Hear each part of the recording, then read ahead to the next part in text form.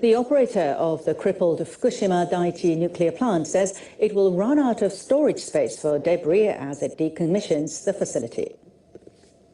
Engineers at Tokyo Electric Power Company discussed the problem with government officials on Monday. They estimate the work will produce 560,000 cubic meters of debris over the next 13 years. They plan to incinerate wood and other combustibles. They will crush rubble with low levels of radiation and use it to pave roads within the plant compound. They estimate this will reduce the volume of debris by more than a half. Workers will build more storage facilities at the plant, but the engineers say they will need another 160,000 cubic meters of storage. Workers at the Fukushima Daiichi nuclear power plant are expected to start a water management program next month.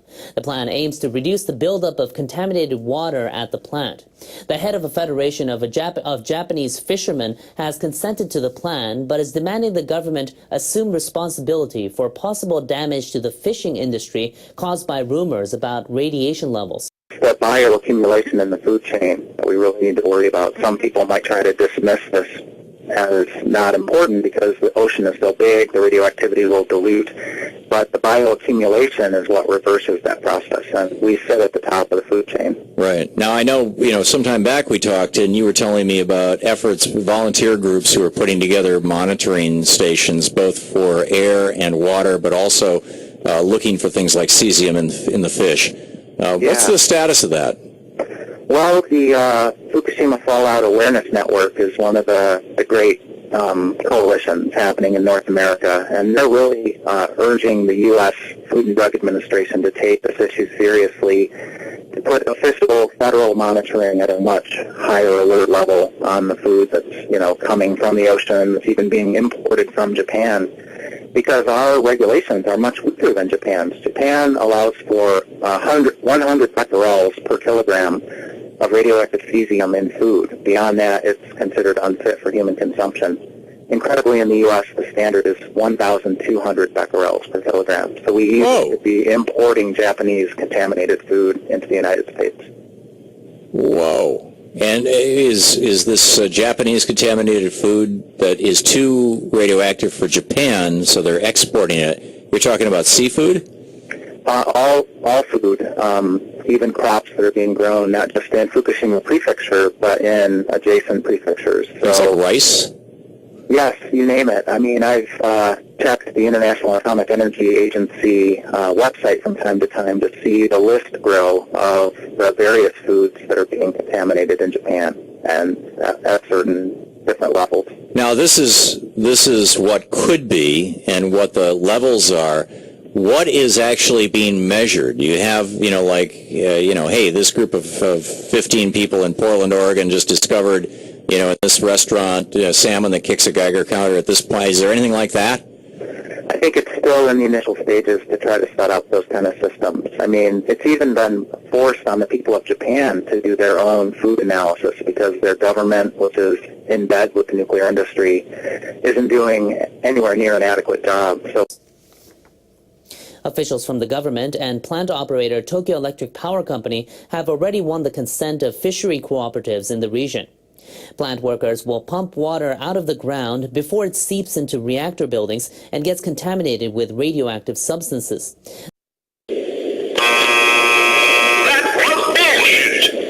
They'll then discharge the water into the ocean. Hiroshi Kishi, chairman of the National Federation of Fisheries Cooperative Associations, handed a written list of demands to Industry Minister Toshimitsu Motegi. The Federation is calling on the government to have a third party monitor the groundwater plan, as well as the government's countermeasures against radiation rumors. Motegi said he'll do his best to meet the Federation's demands because he understands that the fishermen have made a difficult decision in accepting the plan. The Agricultural Cooperative has held a pre-opening party for its restaurant in Beverly Hills. The cooperative is aiming to boost exports of Japanese agricultural products through directly operated franchises. About 200 chefs and journalists were invited to the event.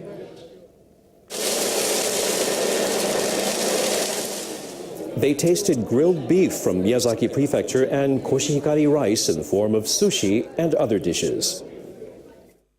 I think it'll be popular because being here in Beverly Hills, we're in the heart of Beverly Hills,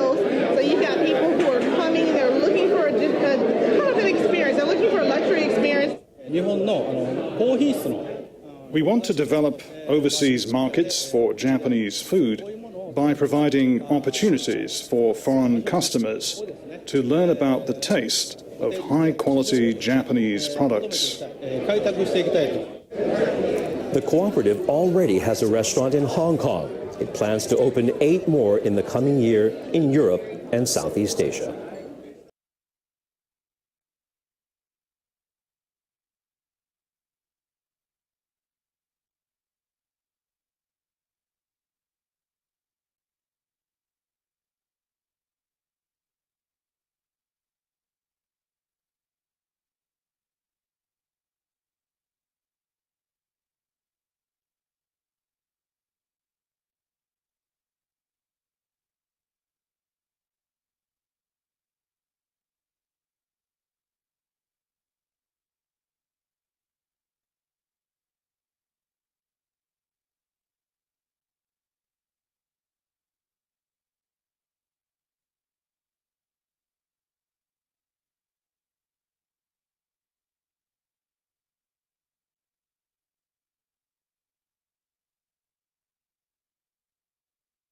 An elementary school has reopened near the Fukushima Daiichi nuclear power plant. The government lifted its evacuation order after the area was decontaminated. Students were relocated to a temporary campus about 20 kilometers away after the 2011 nuclear accident. Teachers at Furumichi Elementary School in northeastern Japan are now welcoming new students.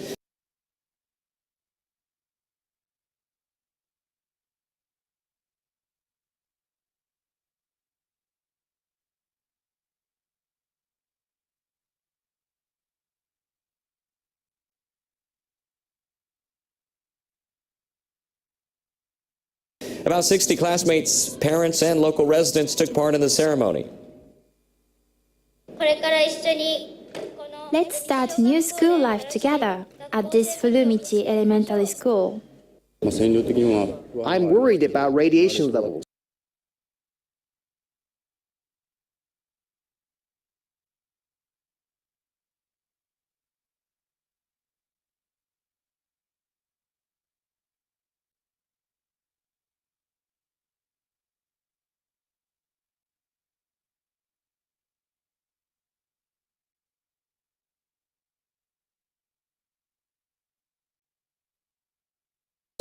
But I'm happy to attend an entrance ceremony at a school in a place where I grew up. And as a parent, I'm thrilled to see happy looks on children's faces.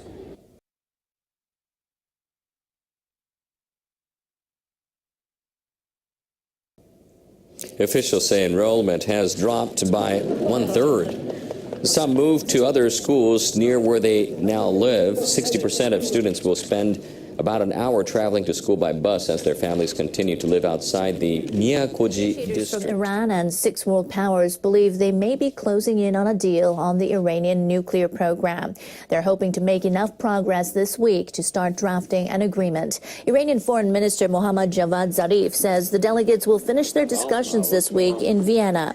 They're trying to reach a comprehensive deal by July 20th.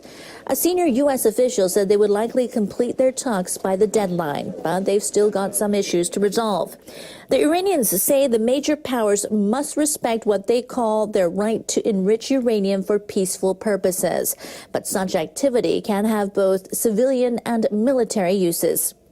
The negotiators will also discuss a heavy water reactor under construction in the western city of Arak. The negotiators from the major powers fear the reactor could be used to extract weapons-grade plutonium. A fisherman in Japan is rallying opposition to what he sees as a threat to humankind. He was exposed to radiation in March 1954 when the U.S. tested a nuclear bomb in the Marshall Islands. Now he spends his time campaigning to get rid of those weapons. NHK World's Yusuke Ota has his story. Matashichi Oishi has first-hand experience of nuclear fallout. 2 days after the nuclear explosion, my skin started to swell up where the coral dust had landed. It turned into blisters. They were radiation burns. Oishi still gives talks about what happened to him. As time passes, he is worried that people will forget the nuclear tests. The bomb was the largest ever tested by the U.S. The plume spread for hundreds of miles, engulfing the crew of the number 5 Fukushima fishing boat. Oishi and his colleagues were covered with radioactive dust from the atoll. He developed liver cancer and other major health problems. He has tumors in his lungs and takes 20 different drugs every day. Oishi often thinks of the locals who were also affected by the blast. It's essential that I go back to the islands. I want to know more about how the people there are doing. Oishi timed his visit to the Marshall Islands, so he would arrive on March 1st, the anniversary of the nuclear test. It's been 10 years since his last visit. 4 years ago, the U.S. government said it was safe for evacuees to return to islands that had been contaminated, but many still fear radioactivity. A lot of islanders suffer health problems related to exposure to radioactive fallout. I'm on thyroid medication. A Japanese doctor checked 30 people. They found 11 had thyroid gland disorders. These are thought to be directly related to the nuclear tests. Nerje Joseph is from Rongerat Atoll. Just like Oishi, she was exposed to the radioactive dust. Forced to leave her home in 1954, she has been living in the capital, Majuro. I'm happy to meet someone who has had experiences very similar to mine. People like me and Mr. Oishi have to continue telling the world about what we have gone through. Oishi also took with him photos of Hiroshima after the atomic bomb, as well as Marshall Islanders with radiation burns. He told the children nuclear weapons must be abolished. We want to study art and make sure we clear all these problems, bring the peace and love of all mankind. I'm happy that they listened so attentively. I think it's my duty to keep telling my story as long as I am alive. Oishi's experience near Bikini Atoll has resulted in a lifelong mission. Wherever he goes, he calls for an end to nuclear weapons. Yusuke Otter, NHK World, Majuro.